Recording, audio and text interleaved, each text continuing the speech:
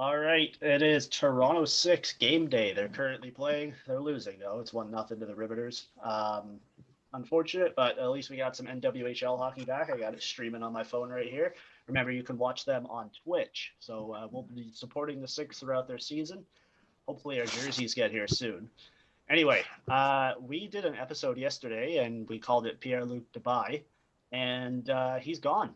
He's going to Winnipeg in exchange for Patrick Laine and Rizlovic, I believe. Jack Roslovic. Jack Jack Roslovic. Roslovic, and Columbus is sending a third rounder the other way as well. So, Matt, what are your initial thoughts on this trade? I know you just woke up, so.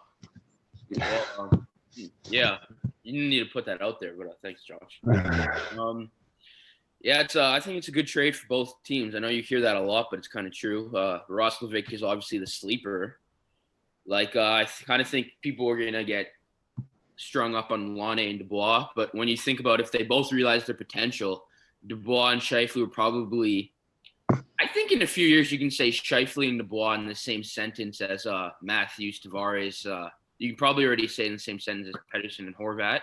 So when you look at it like a pair, I think they're pretty set up for the next 10 years if they get Dubois signed. And I think Columbus should be pretty excited about Laine, but Roslovic's also the sleeper, and I think he'll be a good top 9 to maybe top 6 forward for them. Good analysis there. I think Columbus won this trade. I just think, when you get a natural goal scorer like Patrick Laine on your team, you're only going to be better for it, right? And they just seem to come away from this trade the better team. I don't know if Winnipeg really gained too much by losing 2 players and then getting Dubois back. Yeah, he's going to help them. He's going to help them, but like Jason said yesterday, he wants to play on a bigger stage, and then you go to pretty much the Columbus of Canada, where you're going to Winnipeg. I don't think it was quite where he wanted to end up, but he, now the North team division is going to have to deal with him, and we'll see what he does. We're going to see him. Well, the Leafs going to see him 8 or 9 more times. So we'll get to see a lot of Dubois. Brandon, you're pretty quiet on this. What do you think? Yeah, I was actually just trying to memorize what our friend last night said from Fire the Cannon, and he was talking about how he just wants either Dubois, as a Blue Jackets fan, shipped far out west or out of the country. So I know he got his way today. His team won't have to see Dubois at least play their team in the same division for the rest of the year. So, nothing can happen there. At least I'm sure Tortorella would love to put a hit on him if he was in his division, though, to be honest with you. But, yeah, I mean, it's interesting. If you look into the logistics, it kind of looked like, I was telling you last night, like it was the trade to happen. Like, what else was there to do? It kind of looked like the most realistic thing. And then, yeah, Jarmo, I'm sure there's a Finnish connection going around there. And maybe I think that the problem still is for long term, they want to say they keep Laine, but I don't think you can keep Laine with Tortorella. No, and I think that's the big issue here, because you got 2 young guys who are almost at that superstar level with Laine and Domi, and I don't think Tortorella is the correct coach there. And I've seen it been thrown around. Look, if Columbus wants to grow and keep these guys, when their contracts are up, you're going to have to pay them over $6 million, which Columbus hasn't done in recent years. And you might need a new coach in there, and I guess we'll see. But you shoot for the fences with getting Laine, and you better hope it works. If Tortorella is going to be in the way of that, I don't think Jarmo Kekalainen is going to be too happy about that. So no, we'll see where it goes. I like the trade, but just in the long term, even for both teams, I don't know if it's the best situation. Because is Laine up this year, Matt? Yeah, Laine has 1 more year at 6.7, but they retain money, so it'd be 1 year at 4.7. So I don't really understand why they retain money. I haven't really done a deep dive into it. It was to balance out the contracts with him and Dubois. No, but they got Roslovic, and they're all 1 year. And my whole thing to all these teams that are kind of cheap in basketball, the NBA, you're gonna have to pay them eventually. You see in every sport. And Domi has 2 years left. Laine has 1 year left, and Seth Jones and Werenski have 2 years left. So it's your core. If I'm a Jackets fan, those 4 guys are my core. I'm gonna have to pay them, and you're gonna have to make a decision on goalies, Korpisalo or Elvis, which goalie you want to be with that core. So it's just either now or later, you gotta lock some guys up to 8 years times eight, like eight. You know what I'm trying to say? Just to kind of get it going, like what the Leafs kind of did with all of our guys. Right, and it'll be interesting to definitely see how these teams. I don't think Columbus is done. No. This is a good start for them, in my opinion. You know, they're still kind of retooled the franchise a bit. Like, I don't know how many Laine jerseys they're gonna sell. It's gonna be a shit ton. So I think it's good steps for Columbus. But talking about Winnipeg, I know our audience is mostly Canada.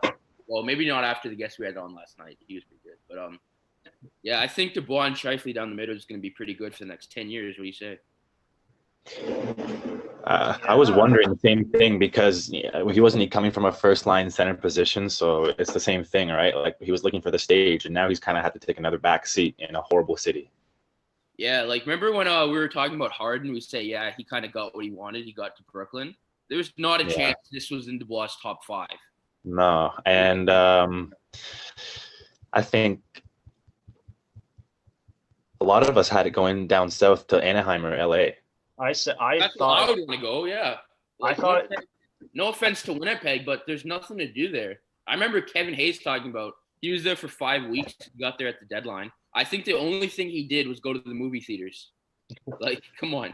Yeah. He was good though. He was a great addition to that team. Yeah, but like, at least Columbus, like Ohio State, college town, like it's still. There's that. And like Winnipeg, everyone knows who you are. So even if you want to like let loose and go crazy, it's like fuck. It's pretty isolated. Yeah, I thought he was going to Anaheim. I saw the border playing a role in this, and the team acquiring him wouldn't want to be without their players for 2 weeks. But I mean, Anaheim was the next team he was going to if they couldn't get a deal done with Winnipeg, from all reports. So I was close there, but. I thought that would have been. I was close there too. Yes, I think Raquel was even mentioned. I don't know why, but I think he was. I don't think the Ducks were ever going to let him go. Yeah, exactly. So, but moving along. The Leafs pulled one out of their asses last night. 4-2 victory over the Edmonton Oilers. They looked okay. They were without Matthews and Thornton. Matthews is day-to-day with an upper body injury. It could be stemming from the cross checks he took in the game against Montreal, the first game of the season, but that's only speculation. And Joe Thornton's done for at least 4 weeks with a fractured rib, and he's on the LTIR along with Nick Robertson, who's done from 4 to 6 weeks. So the Leafs, their injuries are kind of plaguing them, but they managed to pull one out last night. Marner had a big game. John Tavares looked pretty good, and I was impressed by Kerfoot. He was really carrying that line. I don't know what you took away from that. I don't know what you took away from that game, Matt, but you'll have some thoughts on these guys. I'll give a shout out to Justin Hall pretty quick. Yeah, I think you played 20 minutes against McDavid and Draisaitl, and he probably didn't shut them down, but he limited their chances, take the time and space away. I think that's pretty good. And I remember when we signed him to the 3-year, $2 million per, we were kind of sour, and then the pandemic hit, so we realized we could have got him for less. But I think he's definitely earning that contract. No, you bring up a good point about Justin Hall. I think he's been Toronto's maybe not best, but most consistent defenseman this year. Yeah. When he's on the ice, I'm not worrying about what he's going to do. And it's kind of hard to believe that a couple seasons ago he was in for 72 games, right? Like Babcock scratched him, and we'll get into Babcock in a little bit here, but it just goes to show you deploy your players right, and good things are going to happen. Justin Hall's really stepped up this year, and he's looking really good. So I'd like to see him get a little bit more ice time too. So, just a question. We have Riley Brody. We're probably not going to break that up anytime soon. Right. Muzzin Hull. So the only question is, do you believe in Dermott and Bogosian? Because I kind of don't. I'd like to see – I don't know who I'd take out, because Dermott and Bogosian have kind of been not bad, but when you notice a defenseman, it's probably not a good thing. Yeah. So I thought Lettinen looked okay in the limited role we've seen him. I'd like to. I would go Lettinen Bogosian for a few games. No offense to Dermott, but that's what I'd do. But I'd also like to see Sandin get a chance. Dude, I know it's 56 games, and a lot of people don't want to play with your roster and find out. But if the only times you put in Adam Brooks and all these guys to injuries, then what are you doing? I kind of think you do need to every now and then just throw Sandin in, especially for Sandin and Liljegren. I know Liljegren's far down the depth chart, but these were first round draft picks, if someone told me 2021 season, I would say Sundin and Liljegren would probably be maybe top 4 defensemen by now. Like, do you Yeah. think they're busts or what's going on with their development? I don't think Sandin's fully developed. Liljegren? Liljegren's like falling behind, man. I think it's kind of do or die for him soon, right? Like it's got to be, because we just haven't seen him develop into the player we thought he would be. And But also, the Leafs, they don't give these guys chances. Like, I think when someone's in the AHL, it's kind of harder than if they're like in Sweden or in college or in the OHL or something. Because the AHL, every day, it's who's getting called up. Am I NHL ready? It's like, as much as Dubas wants to use it as a developmental league, like, there's 29-year-old men in that league, you know? yeah, I get what you mean. And I don't know how you can do, like, you can mix these guys in, because we saw Brooks come in last night, and I thought he played well. You know, he got a goal. Played good, yeah. Brandon didn't think it was a real goal, so, but It hit off heads and toes. hey, it got to go in somehow. But you know, he stepped up. He was able to get on the point sheet. I didn't notice him in a negative way, and he seemed to be able to keep up with the play. And he had limited minutes, but you know, he made his impact on the ice. So maybe when you throw these guys in, they'll step up to the chance and get it done. And sometimes it doesn't work. Like with Barabanov, I don't think it's worked so far. I haven't been impressed with him. So maybe I have not either. Yeah, maybe you give that spot to somebody else. And I think that was Robertson's spot, but you know, he got injured, and I think when he comes back, he'll be right back in the lineup. But Speaking of, why not throw, like, tomorrow they play Calgary at 4:00. I'd like to see Brooks in the lineup again, even if Matthews is back. yeah, me too. Speaking of Matthews, just switching, a lot of people on Twitter are saying he's too soft, because that article came out on The Athletic saying he changed his workout stuff, so this small day-to-day injuries won't happen anymore. What do you guys think of that? I didn't read that. I don't think Matthews is soft. We've seen it this year. I think that's the dumbest thing someone could actually say about him. It's not me. It's just Twitter people. Oh, I just that's I think he's up there. He's like leading the Leafs in hits. Yeah, he's played pretty Right? good. He's going after guys after the whistle. Yeah, I think it's kind of dumb just to play devil's advocate, because I remember he was healthy for his rookie year, and he battled injuries the next 2 years. And then the 4th year, he was healthy for all of it, and he scored 47 goals. And then this year, he missed a game so far. So I don't think he's injury prone. I just think it's like he's 23. He plays 21 minutes a night, and every defenseman cross-checks him as soon as they get a chance. Right. Yeah, he's a big target out there, I feel like, Yeah. in front of the net. And I feel like, Josh, to your point on him sticking up for himself, I think it's in defense of the fact that he's getting liberties taken on him too. Like, we saw it, you know, like he was getting, like, the first 2 games of the season, we were questioning if stick checks weren't being called enough, and it was because Matthews was the target. Yeah. And you saw the next 2 games after that, he started cross-checking people, and he started breaking his sticks over their chests. And obviously, as much as we love to see his aggression, you know, to your point, Matt, he's also the target out there. I just want to say, I love doing the podcast with the boys, and like before I jumped on, I looked at like people who already did podcasts, like Joe Rogan, and Larry King was one of my favorites, and he just died right now. Well, no. Yeah. He passed away this Not- morning. Not Really? at this very moment, Yeah, unfortunately. it was- I just saw it right now go across the ticker. God damn, that's so sad. Yeah. Yeah, rest in peace, Larry King. I think that happened this morning. Yeah. It happened this morning. He didn't. Don't. Once who paved the way. Yeah. for us. Exactly. But back to Matthews. I just think, and another point, try and get the puck off that guy. Yeah, you can't. Yeah, He uses his and it size. takes a lot of stuff that the ref doesn't call, jabs to the gut, cross checks behind the whistle, all of that. I don't know if it's the reason he has injuries, but I don't even want to mention load management. It's kind of embarrassing to bring it into hockey. Yeah. Especially in a 56-game season. Like, come on. Well, Like, no, I can see teams using it though, because you're playing 56 games over 110 days, I think. So yeah, if you were to use it, it could be this year, especially with when the Leafs play like their next 3 and 4, which I think is next week. I wouldn't be surprised if Spezza sat one of those games. Yeah, but people need to understand load management, that term in the NBA, there were games where Kawhi would just play 10 minutes. Like, there's no way you could do that in a hockey game. Just put Austin out for 10 minutes. Could you imagine? Exactly right. So So load management in hockey, in my opinion, would be more like you don't even dress for the games. Well, Right. it's That's worse. what Yeah. they did. It's what they did with Freddie Anderson in the second game. No, but I think goalies are different because, like, a backup goalie can give the boys some juice. If you don't have the guy who's on the power play, you change up your strategy a little bit. Yeah. I think it's kind of different. But just to get on the Austin thing, those people on Twitter were dumb. Like, again, like it's like hot takes are dead. So I think the Leafs are pretty good. And just that game on a whole, I think we play McDavid, Draisaitl pretty good. Like, I don't know if it's rising to the occasion or maybe there's no fans in the building, so it's not as intense. But I thought it was pretty solid from like a defensive standpoint. I know it might have been a little bit boring, but I think if you want this team to go far in the playoffs, we have to kind of do a little bit of a transition. Right. It was funny last night. Josh, we were mentioning, there's only 5 players out of the 2 rosters that look like NHL ready players. And Josh is like, yeah, McDavid is 4 of them. As long as the Leafs, as much as the Leafs may have shut them down, he still got a gross goal. And every time he touched the puck, he didn't even have to skate 2 strides. I think he's still we weren't playing good enough defense on him, to be honest. And I don't even think the league does. It looks way too easy for him out there. And Josh mentions it, and I'm glad he reaffirmed my opinion. And I was going to say,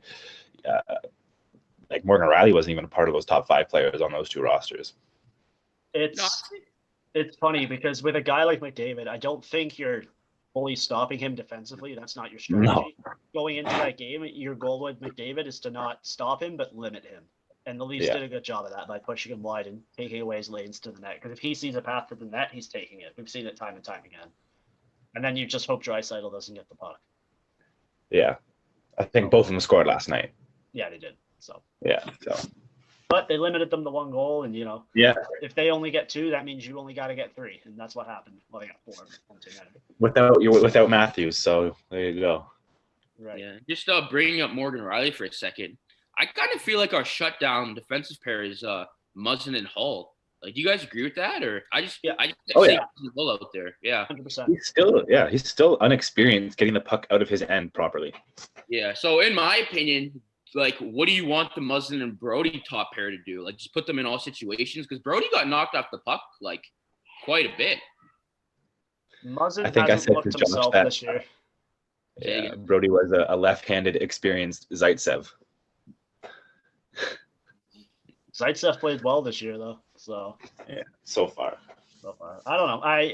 You guys still early in the season. It's still early in the season, so we'll see what we get. I think the next. What, do they play Calgary twice? And then we have Calgary twice, and I think we play Edmonton again. Right. So that's going to be a test because Calgary is. I see people saying Montreal and Edmonton are the like battling for top 2 and 3. I think Calgary is better than both Montreal and Edmonton. So it's going to be interesting to see how they play the Leafs. That's going to be a test for the Leafs. Yep. Okay. Speaking of Zaitsev, did you guys see the Ottawa Senators practice clips the other day of them fighting and kind of having a good time? I think that's a good sign. Yeah, you know what I said? They seem to be clicking very, very interestingly today and this year, and I think that's a dangerous sign. I think they're just loose and having fun. Yeah, I like that. Mike Babcock. Yeah, he did a piece with, was it Pierre LeBrun over at The Athletic? Yep. Matt knows that. Matt, I don't know. It was Pierre so LeBrun. Basically, Mike Babcock wants to get back in the swing of things. He took like an internship job. It was kind of like an assistant volunteer at the University of Vermont hockey team, which is kind of an upcoming D1 school in hockey. But it's a strange role for him, assistant volunteer. Yeah, so strange. But it's funny because I don't know if that was actually the title. I might have just made up. It was, but the way it was said, it was like, oh, he's gonna help out, just kind of do stuff. But what he said in the article, he said, I'm coaching the coaches. Exactly. It's like, that's not what you're probably doing. Like, what coach brings someone on to be like, oh, I'm going to have this guy coach me and my hockey? Like, what? So I don't know if Mike Babcock is a little bit of a narcissist, but that was the first sentence of the article. And I was like, oh, shit. That was my first reaction. Yeah, and pretty much in this article, it went on to outline the Marner situation. Yeah. If you don't know the Marner situation, go look it up. But and then they talked about was it Forsberg? Oh, Johan Franzen. Johan Franzen. And they barely touched on that. Like. Yeah. So they touched on it quite a bit actually. Babcock said he reached out to Johan Franzen he didn't really say he necessarily responded or they had a cordial conversation. He But didn't take responsibility for it. no, Can we clear the air here? What happened with Johan Franzen and Mike Babcock? Oh, just to say to everybody, it was kind of how it was put in the media. He suffered years of verbal abuse from Mike Babcock. And one incident specifically, I remember this series, I think it was 2012, first round against Nashville. Then Johan Franzen just broke down. And, like, he has to go to, like, PTSD therapy. And it's a lot of mental health stuff and stuff he's suffering after the game, which people say it's because of Mike Babcock. And they don't really get into specifics to what he was saying, but I don't really think it matters. I think if one of your players needs to go to therapy after because of you kind of cross the line. And he did say, I'm a big advocate for mental health and stuff like that. But I just think He does. Yeah. I think I'm gonna go burn. You know what? I might go and burn my Mike Babcock socks that he tried to promote for mental health because he's just a joke to it. If he's gonna attribute to mental health, actually. Yeah, Brandon, you played high levels of hockey. Have you ever had a coach just like say something that actually hurt you personally? I have, and without getting too personal, it doesn't help when your parents are good friends with or other parents on the team. And I remember getting scolded by a coach, and I still remember it. And my whole family outlaws him. We don't talk. It's just like a coach puts you in a place where it's beyond coach and player. It's like you can't treat me like you have a say in my life or anything like that, or you can control my feelings. And to say that Mike Babcock supported mental health, and now I hear this, that he almost contributed to someone's mental health, and the downgrade of that makes me sad that I purchased those socks that he was promoting. Do you remember that, Josh? Yeah, I have a pair. Yeah, might have to get thrown out. Yeah. So, Josh, do you think this going on NBC and all this stuff will lead him to a coaching job in the future, an NHL head coaching job? Okay, I want to touch on this because this is going to go into relates back to one of our conversations. Dave Poulin on TSN last night, they did the quiz, and he said that Babcock will probably get a job in 2022. I don't think it'll be that early, but then I saw the other side of it where Mike Babcock's going to be on NBC at least 4 times this year on like a rivalry night game. So I think tomorrow he's doing, I think it's Chicago and Detroit. Yeah. Which I don't know why NBC is spotlighting that game, but that's a different story. And then, so an owner is going to look at that and say, hey, what's this guy doing? He's won. And then they're going to bring him in. And I don't think what he did, like we obviously saw the Bill Peters situation. That guy shouldn't coach in the NHL again. Yeah. John Tortorella kind of went through the same thing, and he came back with a different coaching style. And I'm sure there's worse stories out there of guys still coaching in the league. It's just, I don't think right now is the time for Babcock to be back in the league. I think you're looking at more like 2023, 2024. No, but Josh, answer the question. I wouldn't be surprised. Yes, I wouldn't be surprised if he came back to the league. I'm going to go no. I just think there's so much baggage. People need to understand there's difference of failing at an NHL job, but you failed in Toronto. That is different. Like all the other teams, I didn't even know this, but every team in the league hates us. So I don't really think they're going to take our baggage at this point. Like seeing what he did with Marner, and we didn't really get into that story, but Matt, blamed Tyler Bozak. Matt, what do you mean by failed in Toronto? Because a coach hasn't been successful in Toronto since like 2004. He failed with the media. He failed with the fans. He failed with the teammates, and he didn't leave a good impression. Like I think Brandon Carlisle, when he got the job in Anaheim, us Leaf fans were like, that makes sense. Veteran team, he's been there. Go back.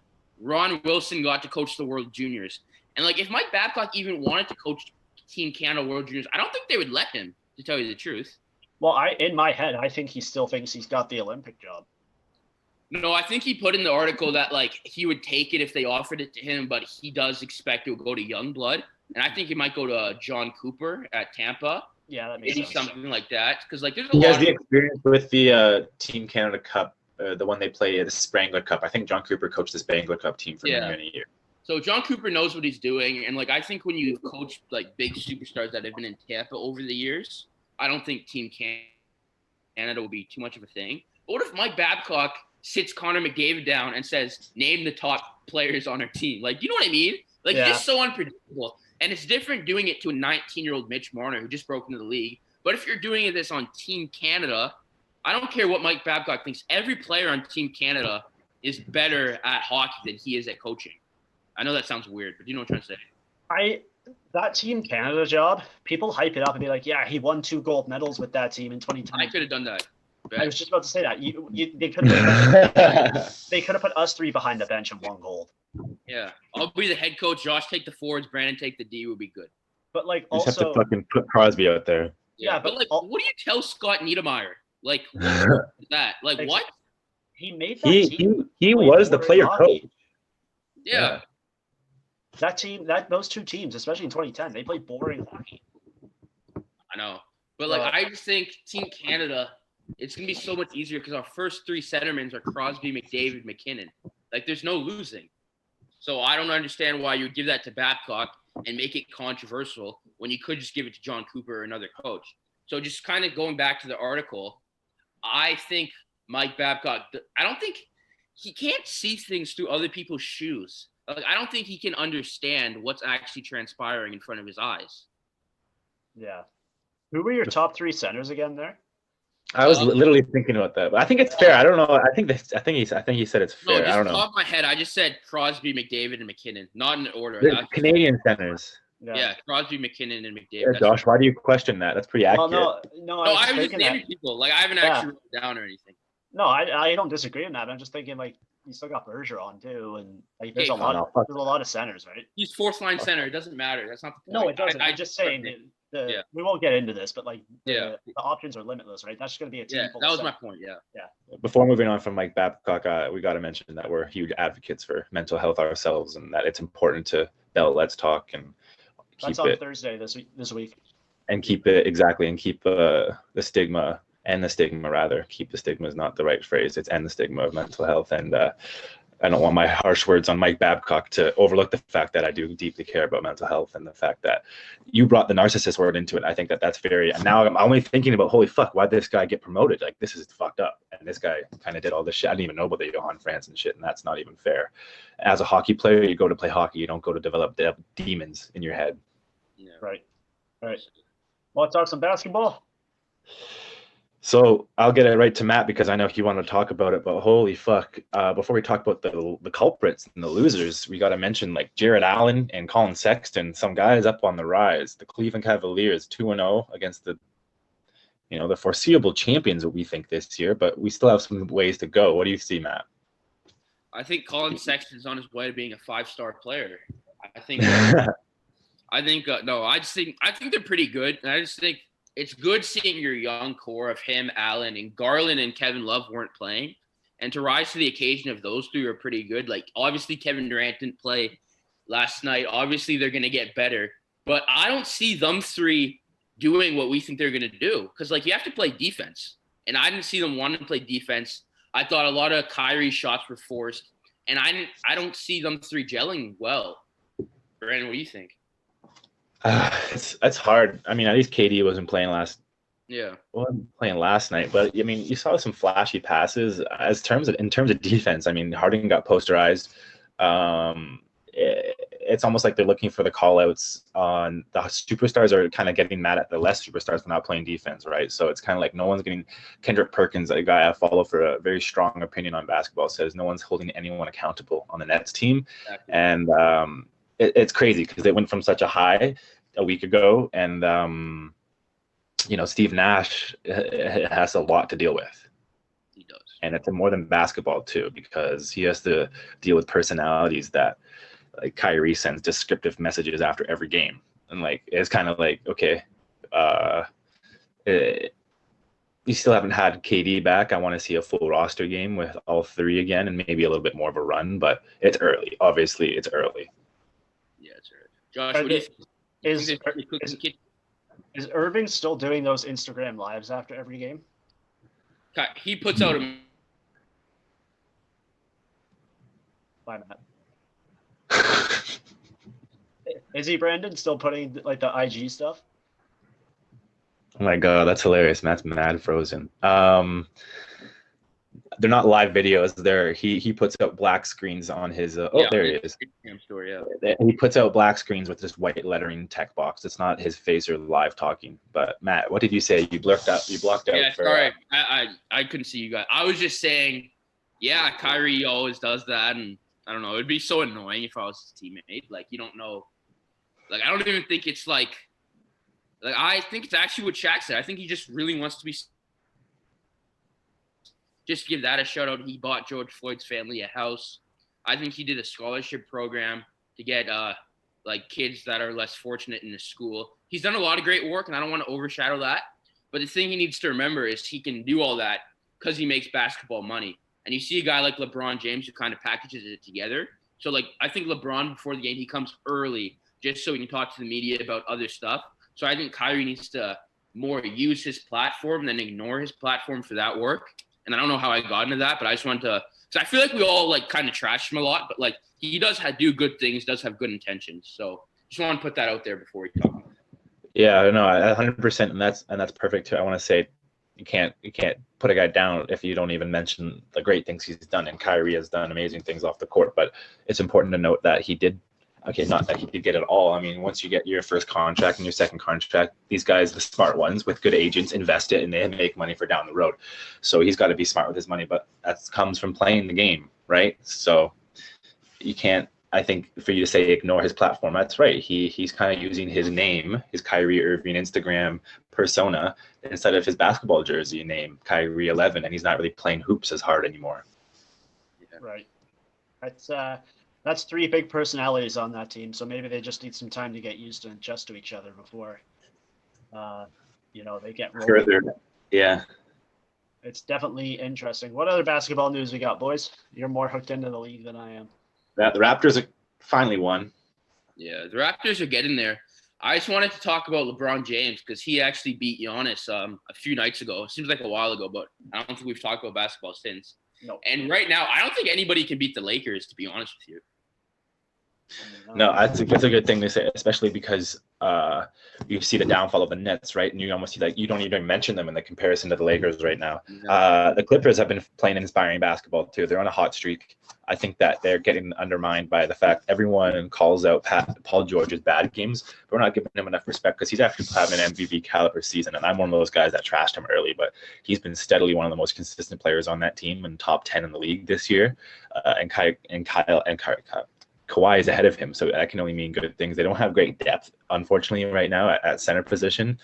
I mean, I haven't heard much from Ibaka lately, and Zubac is really young still. So I just think that they're still winning. And obviously, how do you compete with LeBron? He's done like 2 look-away 3-pointers in the last 2 weeks. It's a crazy thing. He's got confidence we haven't even seen in the last 2 to 3 years. Yeah, I just think as good as Kawhi and Paul George are playing, you have to be better than LeBron James.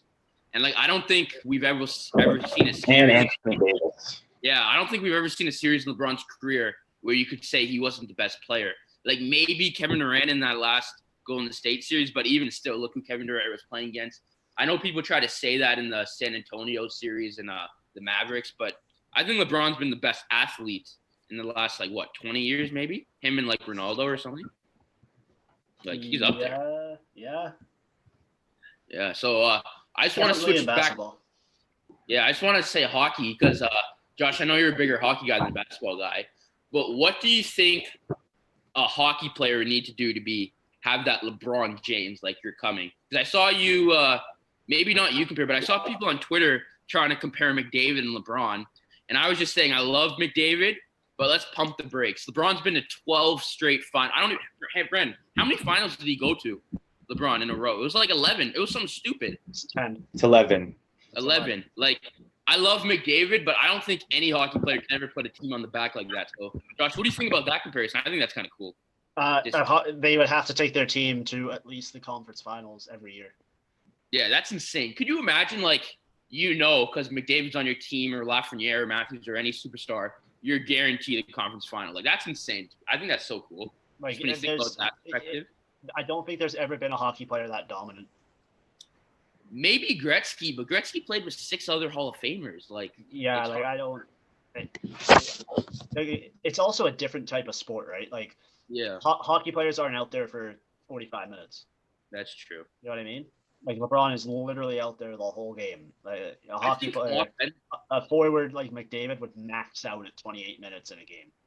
Yeah, I think McDavid offensively, I know it's hard to switch, but I think offensively, McDavid's probably the best player we've seen just in terms of the skating and the hands and the skill. Maybe not, he doesn't have 200 points like Gretzky, but like, it sounds dumb, but in an 82 year, I would not be surprised if McDavid puts up 160 one year.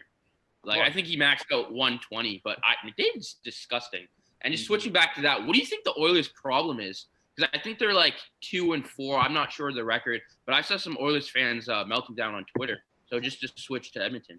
They have no depth. If McDavid and Draisaitl aren't on the ice, then they're not doing anything. And I sent this to you last night, Matt. I said, why is Cassian playing McDavid's wing? Like, can you name a less skilled winger? And you said, yeah, Tyler Biggs.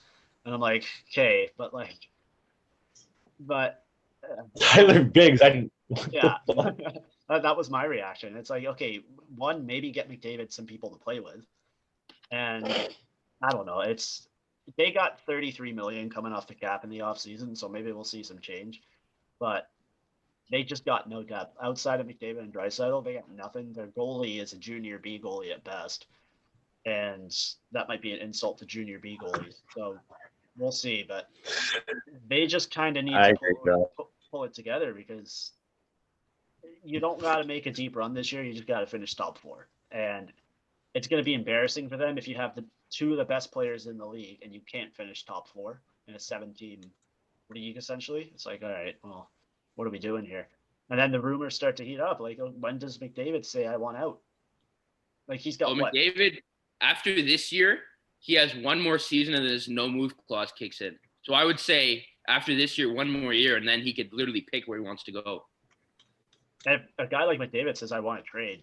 Whatever. Yeah.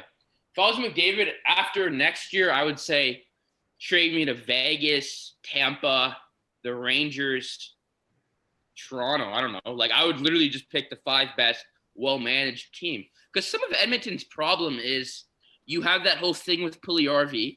He ruined a year. His development is off course. That's bad. Not to go after your boy, Josh, but I don't know what Bouchard's doing right now. And I just think you have all these picks, and like, you need these guys to hit. And Yamamoto, like, he's a good player, but I just feel like they're forcing him into positions a little too early. I've been impressed with him. Yeah. Let me say something. I got a good question. Yeah. Do you think that ever since McDavid was drafted, anyone that came past him, Yamamoto, Puljujarvi, it's the McDavid effect. You go there, you try to be a top 5 pick, it's too late. The puck going to McDavid, you got to get out of the way, or ship up or shape out. Like, be good depth, or you're not going to be like. Is it called the McDavid effect? Does rookies and people who got drafted, young players who go there, are they just too scared? I think when you have Connor McDavid on your team, everything changes, because realistically, he gives you the best chance to win every year. But what these rookies and young kids need to understand is you should be excited by that. Like, you should grab McDavid and say, yo, I'll do this with you, and literally play with him. Don't really think about you're playing against him and, oh, he's too fast. So I think you just kind of need to change your mentality a bit. And also, like, no offense to Ken Holland, but you can't get this guy more help. Like, Dominic Cahoon, like, are you kidding me? I think he's a better player. No, because I remember, if you signed Dominic Cahoon in the offseason, why is he penciled in your top 6 immediately? Like, can we not? I heard because there's a countryman connection between Draisaitl, and they're both German. That's why he kind of got some time. But like, you can have him on the team, but like, come on, like, let's think here. Like, like, Josh, you know what I'm trying to say? Yeah, like, I got it. You know who I missed? You know who I missed in the Leafs jerseys watching that Edmonton game last night? Tyler Ennis. Tyler Ennis. Oh yeah, Tyler Ennis is good. Yeah. So, Josh, what do you think about McDavid? Do you think the time's ticking here, or what would you do if you were Connor McDavid? What would your mindset be like? I am telling Ken Holland at the end of this year, I'm saying, hey, look, boss, this is assuming they miss the playoffs or get bumped in the first round. Hey, you haven't delivered on what you told me you're going to do. I'm giving you till the trade deadline of this season, or next season. Yeah. And then if the trade deadline comes around, it looks like we're the same old team and you haven't done anything with that 33 million in cap space, I'm done. I'm gone. Yeah.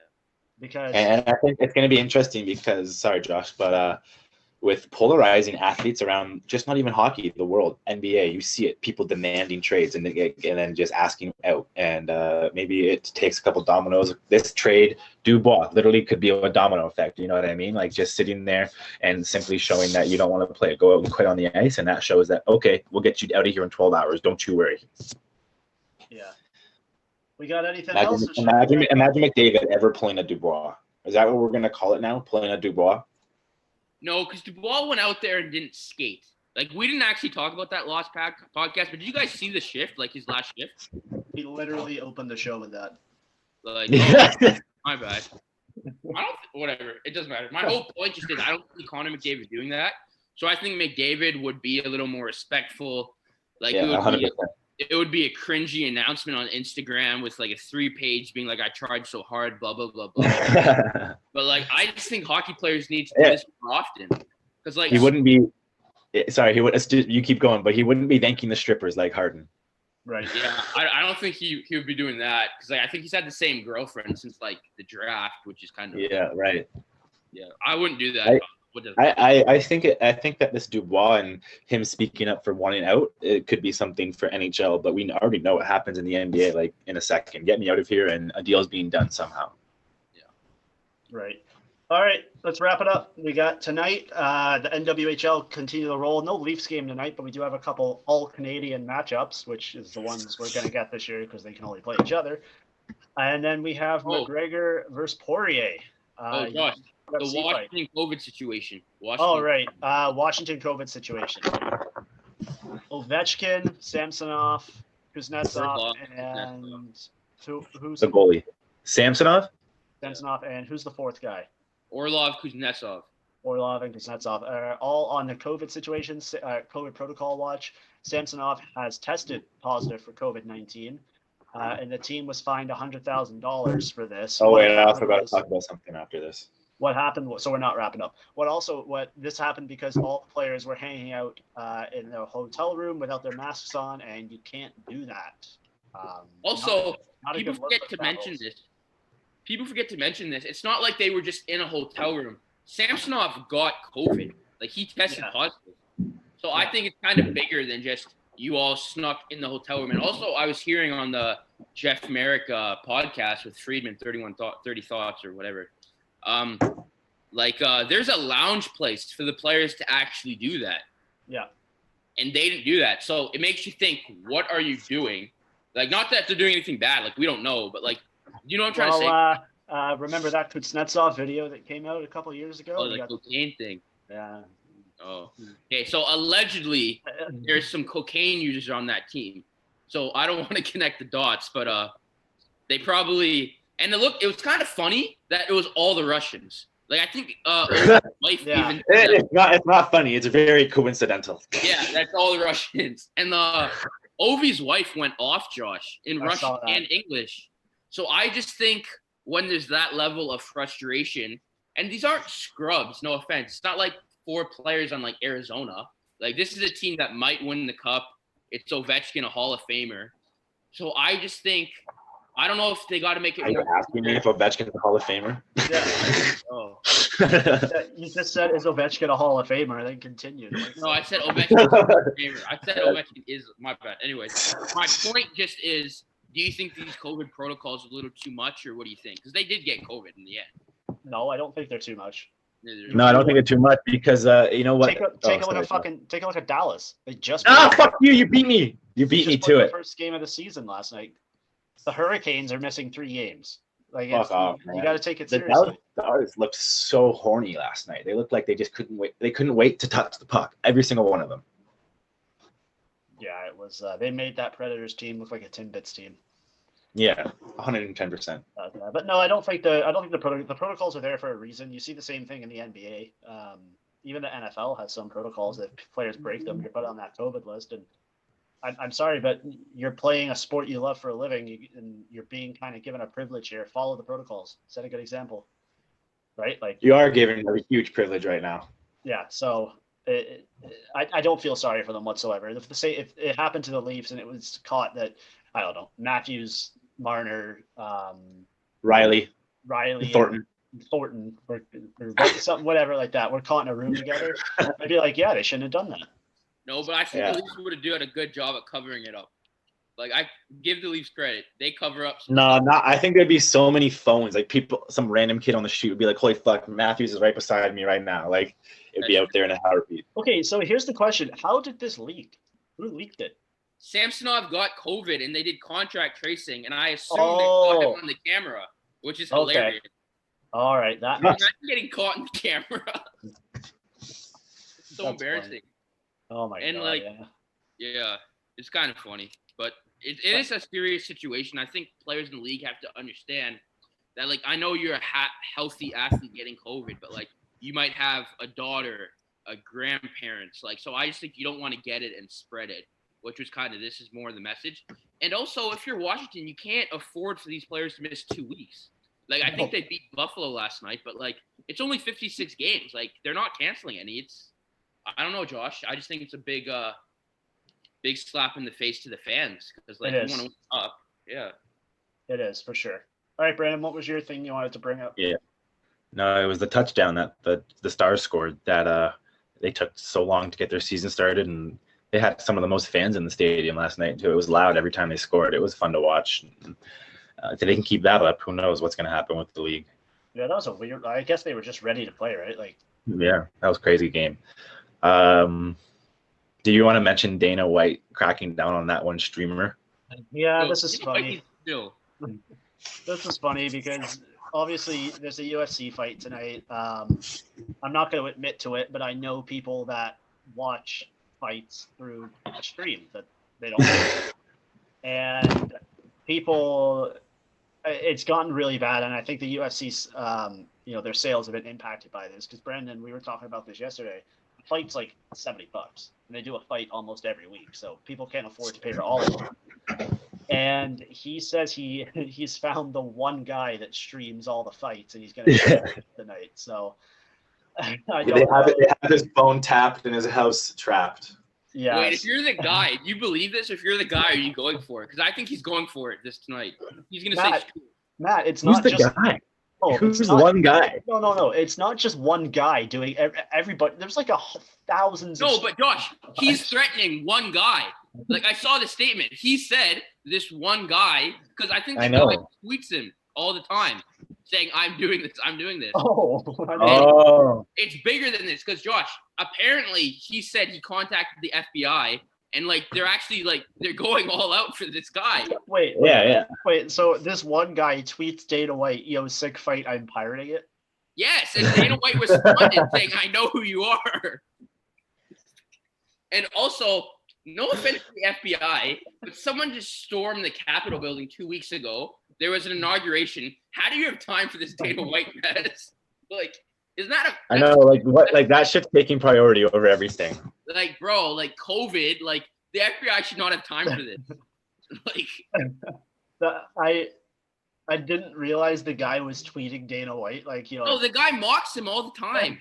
Okay, I didn't know this either, Josh. Yeah, I'm gonna be completely honest. That changes a lot. Same guy, but I saw a guy. He plays video games. Like, so, like, you know how you can see us in the corner? Yeah. He does that. He puts it on YouTube, but the background's the fight. So he pretends yeah. So I don't know if it's that guy, but someone needs to find that guy. Because, like, you can't do that. Like, you can't. That one pisses me off. Dude, his face is on it. Like, they can see him. So I hope that guy and that other guy are the same guy. Okay, like, now that you bring that up, it's kind of the equivalent of robbing a store and then going back and being like, yo. I know. Like, dude, and it's kind of funny because Dana White, like, he picks the hills that he dies on. Like, he was really upset at the Khabib and Conor stuff. But, like, no, he wasn't, because he made a fuck ton of money off of that. No, but he had to go to court and stuff because, like, some of Khabib's guys lost their visas. So I think it really let's say this. Okay, I don't even know if I think it's a little bit of clarification. MMAfighting.com says, in quotes, when I came out and said it, and this is Dana, when I came out and said all these guys were taunting me, I just picked one. And I said, I'm going to go for you. So he had a couple guys doing it and just picked one. all of these guys better like. I hope they still do it because it's kind of funny. But like, these guys are like, it's kind. I just think it's hilarious. Like, these guys, It's really weird, man. Like Brandon, your camera turned off. I don't know if you know that, but it's Need my charger. it's a strange situation, and it's kind of funny. And it's hilarious. I think it's gonna encourage more people to stream the fight So tonight. I'm gonna ask you if you're this one guy and you think Dana knows you're the guy, are you streaming it tonight? Because I think you still do. You say screw it, let's do this. I think you have to. Yeah, like. Imagine FBI just bust down his door. That'd be hilarious. Okay, but like Dana White says he personally is coming for him. Is Dana White gonna Yeah. step into the octagon against the streamer? No, dude, I don't know what Dana Wright was trying to do. Like the way he said it, it was like he's not going to the fight. He's going to this guy. Yeah, He'd be Dana even- White's not at the fight. He's going to the streamer's house. Yeah. He pops this link up on Saturday, and we got him. We will arrest him, and I will prosecute him. I will not be nice, and I will not give leniency whatsoever. I will go guns fucking blazing on this guy. Yo, why does he act like this guy's a terrorist? Like this guy's not that bad. Like, wait, but Josh, do you know how much money they lose because of the streaming stuff? Like, have you seen? Yeah, dude. Back in 2011, the organization estimated that it was losing around 30 million per year due to illegal streams. Since the price of pay-per-views have increased from $49.95 to $69.99, a 40% jump. So like over 30 million. Yo, that's so embarrassing. If That's you're a Dana lot, White, actually. punks are doing. That's so embarrassing. Oh my god. I mean, that's a huge problem, though. I mean, it's not just UFC, but it's because how expensive the real thing is. Like But NHL and NBA and the NFL, they all lose broadcasting numbers, right? Because it's streamed. yeah. But But those don't. But you don't pay to watch every Sunday football. This guy is in between 20 to like 28, or he's probably like, how old do you think he is? I think he's like 23. This guy, The streamer or Dana White? the streamer. Oh yeah, he's probably fucking just like us. Yeah, so that's why it's hilarious because this guy pissed off is it $1 billion sports organization? Can I say that? It's valued at $4 billion. It was Yeah, sold. so, Yeah. like a whole $1 billion organization wants to go after one guy, which is hilarious. But Yeah, it's not going to be pretty though. so if you're that guy tonight and you hear a knock at your door, do you answer it? Yeah. Fuck no, he's not in his house, man. He cannot be there. Yeah, he probably has like a different setup, like a trap. He's house. probably at his grandma's house or something. Yeah. I really want him to be at a different house, and he like pings it from an empty house, and then he Yeah. tweets Dana White the footage of the FBI storming an empty house. Yeah, like the He has a room, bro. He has a room with a dummy set up. Yeah, and he's got a security camera, and he's oh my. I think that's so funny. Yeah. Yeah, Matt. Say, That you you guys think that McGregor's gonna win because there is a fight. I think people forget that. yeah. Well, I did think a we preview. mentioned- I did a preview with Mitch, so if you want some more UFC talk, you can go Okay. click on that. But yeah, sure. I'll get your opinion on who do you think is going to win that main event. I'll take McGregor just for the hell of it. I think I don't know it does much better- about the other guy. Yeah, He'd kick all our asses McGregor. and Poirier. I think, I don't think I could beat up McGregor, but I think it would be a lot easier to beat him up in a street fight than it would going in the octagon. Okay, Matt, you're not. No, you can't. You say this all the time. You always say that you and I could beat Matthews and Marner in a 2-on-2 game. No, that was a joke. But like, No, I think now like, it's a joke. if someone is fighting McGregor and he's like 6'2", 210, and he has like experience fighting, and you're outside and you can pick up chairs, you can throw shoes. So a WWE match. Oh my god. yeah, I'm like breaking literally, news. if you fight Oh, McGregor, we got breaking news. what? Deshaun Watson's top two choices are the Jets and the Dolphins. Is this guy I understand. cracked? The Jets? No, dude, it's New York and Miami. That's basically what he just said. So go to the Giants. That's what I'm saying. Yeah, I'll take him on the Giants. Yeah. I'll take him on the Go to Giants. the Sorry, Jets. we're talking about McGregor. Okay. So we didn't touch on this with Mitch, and you guys are probably more linked into this side of the thing.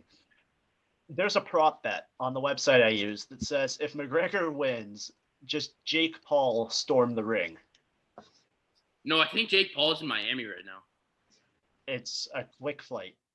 Okay, yeah, that's true. But dude, I don't know why people give these Paul kids so much noise. Like they're not like, don't talk to them or respond to them or cover them. Like why?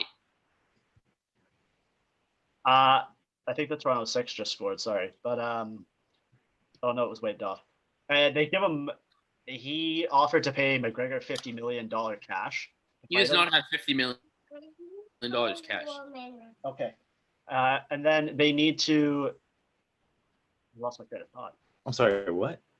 But it's because it's $50 million. Oh, Josh's daughter is in the room. Josh, you have a kid? No, that's Yo, you Drake? You hiding the kid from the world, but the world from your kid? no. That's a Maddie's name. Oh, Josh, you can drop an album real quick or what? Yeah, keep an eye on it. But Wait, what'd you say about the prop bet? Oh. I forgot. The prop bet is does Jake Paul storm the ring after the fight? Yeah, I'll just say yes because it would be funny if he did. I think he will too. Yeah, he probably will. But like, I don't know. I assume security's tight. Well, if it's set up, like remember when Lesnar stormed the ring at UFC 200 against Poirier? That was set up. Not Poirier, Yeah, true. Cormier. Yeah, but I don't think McGregor actually likes Jake Paul. Like, I don't think he responded. And he called his wife ugly. Like, it's like, If you're McGregor, why are you fucking around with a 23-year-old kid? yeah, like, I don't know. These poll, like, I know we pull stuff on YouTube, but some of these YouTubers and TikTokers need to relax. Yeah, for sure. yeah, Like- 100%. I don't think these people are like celebrities. Like, if I saw Jake Paul walking down the street, I'm not gonna ask for like anything. Like, you know what I'm trying to say? Yeah. All right, no, let's no. wrap it up. We're going in circles now. Okay.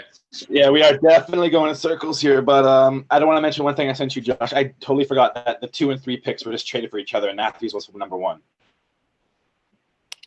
Okay, cool. Go Leafs. We'll see everybody. What are we doing? Tuesday? What time? Well, what about Monday if the Bills win? Yeah, dude, do Monday. All right, let's do Monday. Okay. All right. Bye, everybody.